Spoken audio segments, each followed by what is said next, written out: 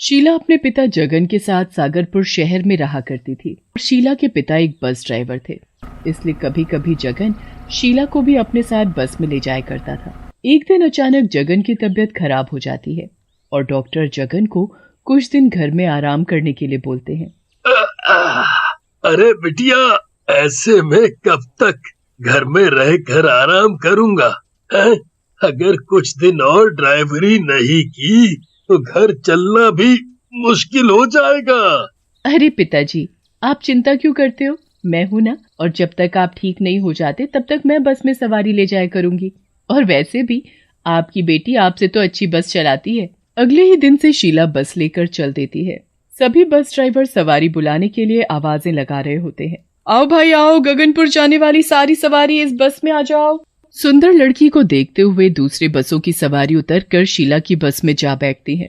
इस तरह अगले दिन भी शीला बस लेकर जाती है और शीला को देखते ही दूसरी बसों की सवारी उतरकर शीला की बस में जा बैठती है। अरे वाह, कल की तरह आज भी मेरी बस तो सवारियों से पूरी भर गई। लगता है आज भी मेरी बढ़िया कमाई होगी। जब से ये लड़की यहाँ आई है तब से तो मेरा पूरा धंधा ही चौपट हो गया है।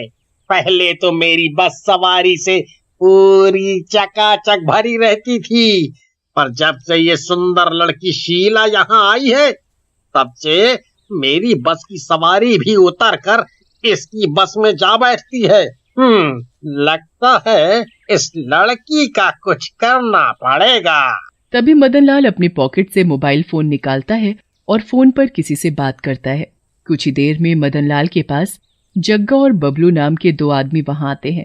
अरे भाई, तुम ही हो ना मदनलाल जिसने हमें फोन करके यहाँ बुलाया है? हाँ, मैं ही हूँ जिसने तुम्हें फोन किया था। हाँ तो बोल भाई, क्या काम है? हाँ? वो जो सामने सुंदर सी लड़की दिख रही है ना, उसका नाम शीला है, उसी का कुछ करना है।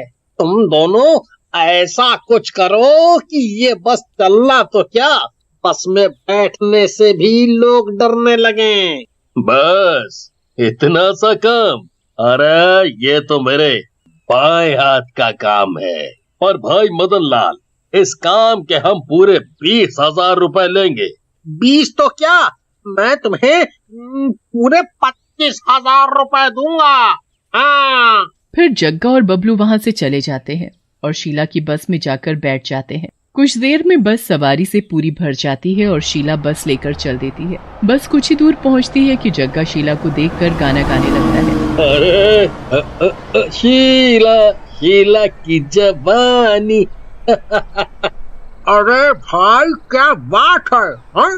सुंदर बस ड्राइवर को देखकर बड़े गाने गाए जा रहे हैं। अरे बबलुआ, जब बस ड्राइवर इतना सुंदर हो तो गाने तो जुबान पर आ ही जाते हैं। फिर जग्गा शीला के पास जाकर खड़ा हो जाता है और शीला से बोलता है।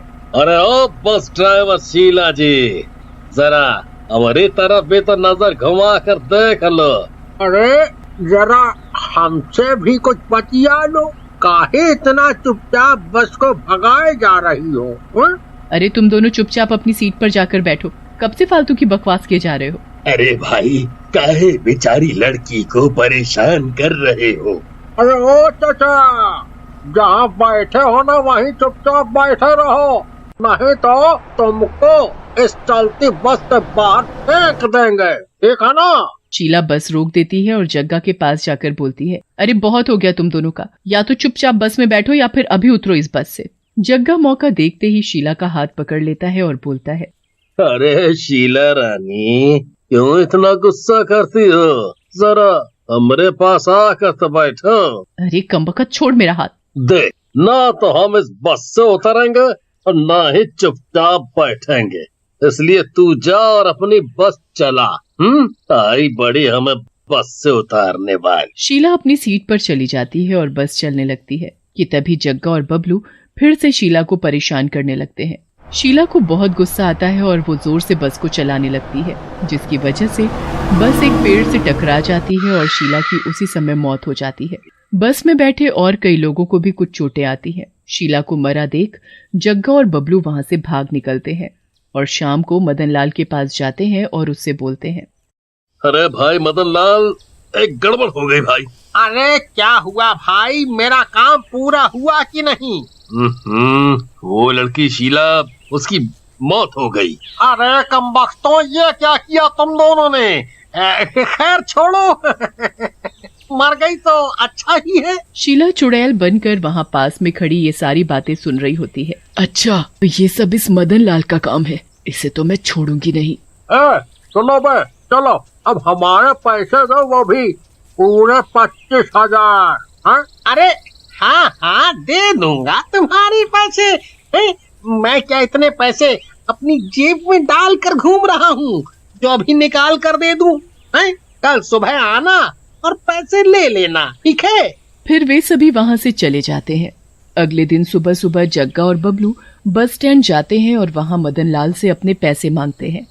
मदनलाल, आज पैसे लाए हो कि नहीं, या तुम्हें भी पहुँचा दें शीला के पास? ऐसा बोलकर जग्गा और बबलू जोर जोर से हंसने लगते हैं। अरे भाई, लाया हूँ, पर अभी बस में सवारी तो बैठा लूं। एक काम करो, तुम दोनों भी बस में जाकर बैठो, मैं अभी आता हूँ। ठीक है, पर जरा जल्दी करना। तभी चुड़ैल एक सुंदर लड़की का रूप लेकर मदनलाल के पास जाती है। अरे भाई, मैंने सुना है कि आपको अपनी बस के लिए एक बस ड्राइवर की जरूरत है। सुंदर लड़की देखकर मदनलाल उसे मना नहीं कर पाता और उससे बोलता है, अरे ये सुंदरी अगर मेरी बस चलाएगी तो मेरे मजे ही आ जाएंगे। शीला की बस की तरह मेरी बस भी सवारी से चकाचक भर जाएगी, और मैं ही मैं। वाह वाह वाह। फिर चुड़ैल सुंदर लड़की के रूप में बस की ड्राइवर सीट पर जा बैठती है। कुछ देर में बस पूरी भर जाती है और आखिर में मदनलाल भी जग्गा और बबलू के साथ बस में जा बैठता है। जग्गा सुंदर लड़की को उस ड्राइवर के रूप में देखकर बोलता है, अरे वाह, क्या बात है मदनलाल, ये हसीना कहाँ से ले आया? सुबह से दिन हो जाती है। शीला बस को जंगल के अंदर ले जाती है। अरे ओ लड़की, ये बस कहाँ ले जा रही है? बस में बैठे और लोग भी बोलने लगते हैं। अरे भाई, ये बस तो सागरपुर जाने वाली थी ना, फिर ये लड़की बस को जंगल में कहाँ ले जा रही है? तभी शीला चुड़ैल के रूप में आ जाती है और जोर जोर से हंसने लगती है। चुड़ैल को देखकर सभी के होश उड़ जाते हैं और बस में बैठे सभी लोग थर थर कांपने लगते हैं। बस में बैठी एक औरत अपने पति से बोलती है, अरे मर गए रे, अरे नाश पिटे, मैंने कहा था ना कि इस बस में ना बैठ, पर तू तो सुंदर लड़की के चक्कर में इस बस में आकर बैठ गया। अरे नाश पिटे, ये चुड़ैल तुझे तो मारेगी, साथ में मुझे भी नहीं छोड़ेगी। तभी चुड़ैल जग्गा से बोलती है, क्यों रे जग्गा, अब गाना नहीं गाएगा? कल तो बहुत गाना गा रहा था। अरे मर गए, अरे बबलुआ, ये तो शीला है जो चुड़ैल बन गई है। सही पहचाना, मैं वही शीला हूँ जिसकी तेरी वजह से आज ये हालत है। तुम दोनों को तो मैं छोड़ूंगी नहीं, और साथ में इस मदनलाल का भी वो बुरा हाल करूंगी कि कभी किसी लड़की के बारे में बोलना तो क्या, बुरा सोचेगा भी नहीं। अरे कमबख्तों, तुम दोनों के साथ अब ये चुड़ैल मुझे भी नहीं छोड़ेगी। अरे ओ प्यारी चुड़ैल जी, मुझसे गलती हो गई, मुझे माफ कर दो।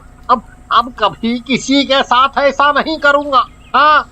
तभी बस में बैठा आदमी बोलता है, अरे ये तो शीला है जिसकी कल इन दोनों बदमाशों की वजह से मौत हो गई थी। तभी चुड़ैल जोर जोर से हंसने लगती है और जग्गा का गला पकड़ लेती है। अरे बबलुआ, अरे बचा ले रहे हमको। अरे चुड़ैल जी, माफी दे दो, कभी भी हम ऐसी गलती नहीं करेंगे चुड़ैल जी। फिर चुड़ैल जग्गा का गला दबाकर उसे मार डालती है और बबलू को बस से बाहर फेंक देती है। बबलू का सिर एक पेड़ से टकरा जाता है, जिसकी वजह से उसकी भी मौत हो जाती है। ये सब देखकर मदनलाल बस से भागने की कोशिश करता है, पर चुड़ैल उसे भी पकड़ लेती है। ये सब देखकर बस में बैठे सभी लोग बहुत डर जाते हैं।